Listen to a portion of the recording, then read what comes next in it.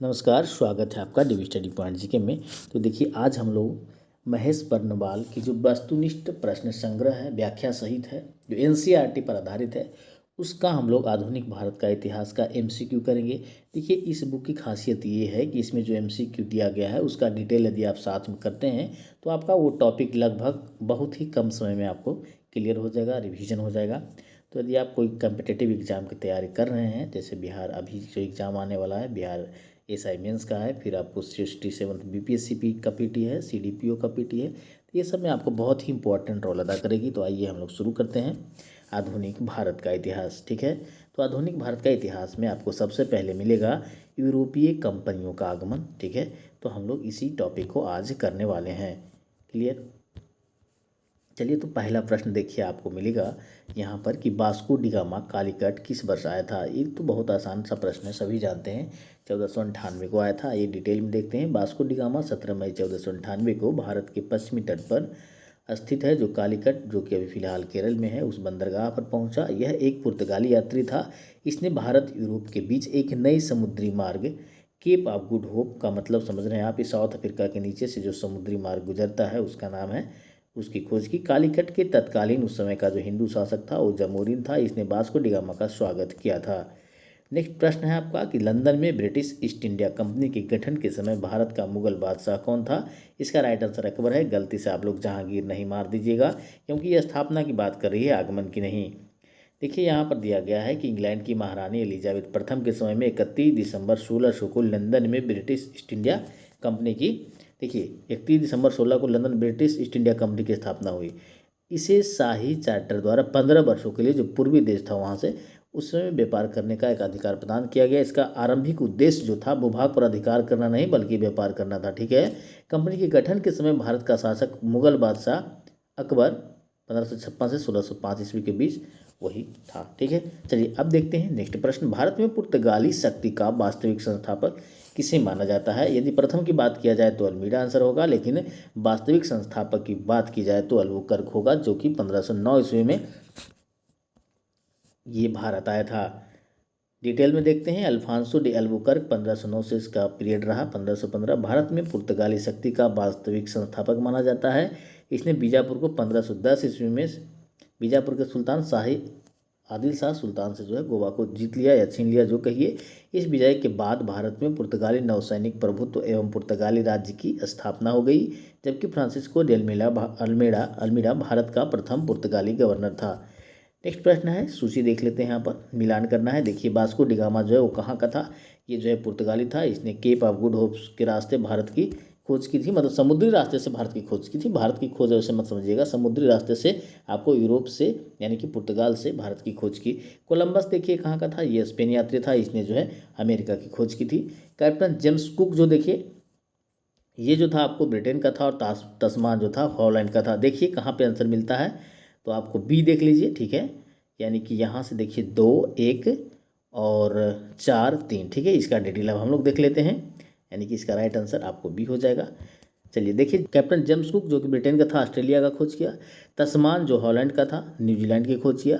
Vasco D gamma पुर्तगाली का समुद्री यात्री। ठीक है, कोलंबस स्पेन का निवासी था। इसने अमेरिका में स्पेनिश उपनिवेशवाद की नींव रखी। चलिए अब हम लोग देखते हैं नेक्स्ट क्वेश्चन। मुगल दरबार में सन 1717 में भेजे गए अंग्रेज दूत मंडल का प्रमुख कौन था, जिसने मुगल सम्राट खुर्शीद से शाही फरमान प्राप्त किया। देखिए, इसका राइट आंसर हो जाएगा जॉन सरमन। इसका डिटेल देख लेते हैं। जॉन सरमन के नेतृत्व में 1715 ईस्वी में कलकत्ता से दिल्ली में मुगल शासक खुर्शीद के दरबार में एक दूत मंडल भेजा गया। इस दूत मंडल में एडवर्ड स्टीफेंसन, विलियम हैमिल्टन नामक चिकित्सक और ख्वाजा सेहूद नामक एक अर्मीनियाई द्विभाषीय शामिल था।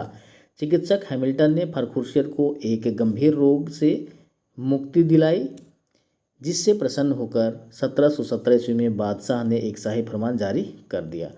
नेक्स्ट देखते हैं हम लोग, ईस्ट इंडिया कंपनी का आरंभिक नारा क्या था। तो हम लोग ऊपर डिटेल में देख चुके थे, भूभाग नहीं व्यापार था। ठीक है, देखिए भूभाग नहीं व्यापार ईस्ट इंडिया कंपनी का आरंभिक नारा था। अंग्रेजों ने भारत में अपना पहला व्यापारिक कारखाना 1613 ईस्वी में जहांगीर के शासनकाल में सूरत में स्थापित किया था।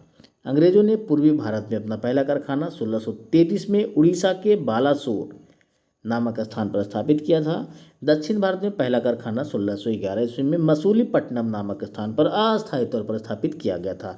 कन्फ्यूजन आपको नहीं होना है, आपको ये सब ध्यान दे के पढ़ना है।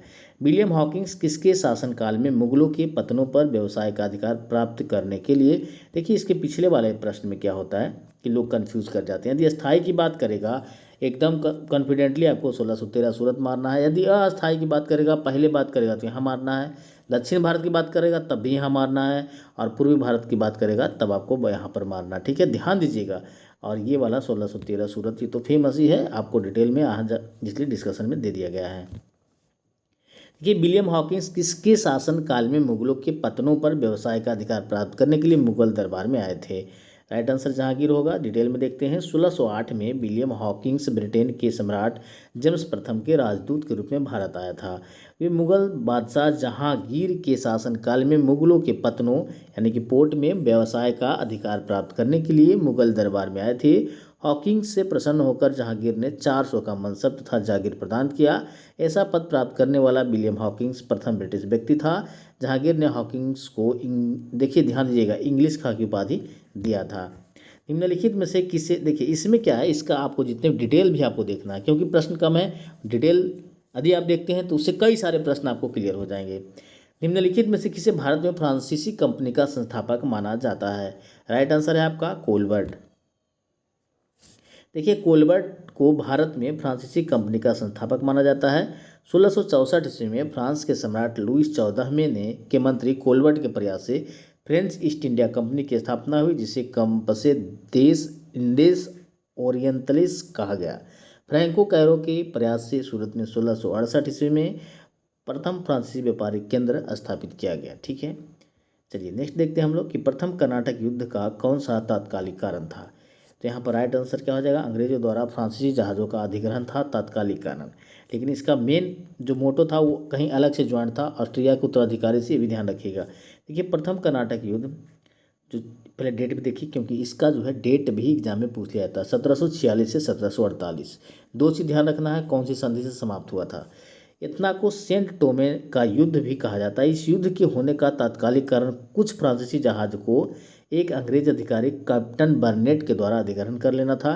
कैप्टन पैराडाइज के नेतृत्व में फ्रांसीसी सेना ने अड्यार नदी पर स्थित सेंट टोमे नामक स्थान पर नवाब को पराजित किया। यह युद्ध एक्स ला सापेल की संधि 1748 से जो है समाप्त हो गया।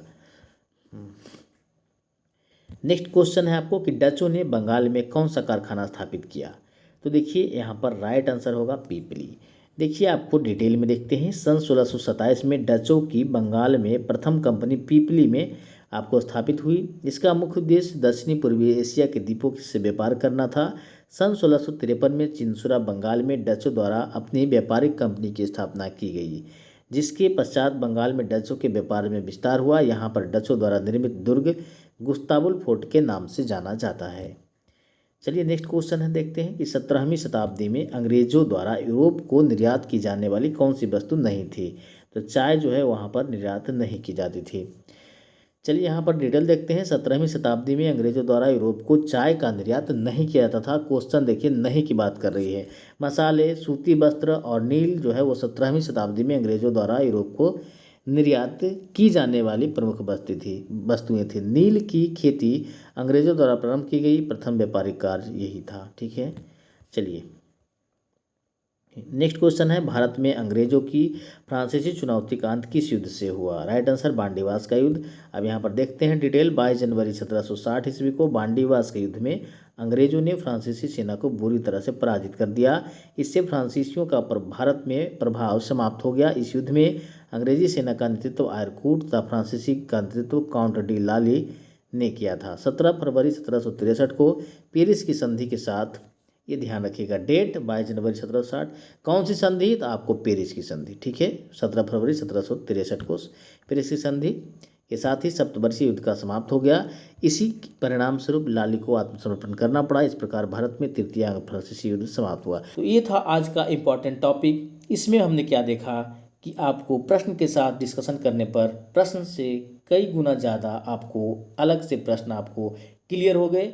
और उम्मीद करता हूँ कि आपको ये वीडियो अच्छा लगा होगा। यदि आपको वीडियो अच्छा लगा तो वीडियो को लाइक कीजिए, चैनल को सब्सक्राइब करके बेल आइकन दबाना ना भूलें ताकि इस तरह का अपडेट आपको मिलता रहे। तब तक के लिए थैंक यू, जय हिंद।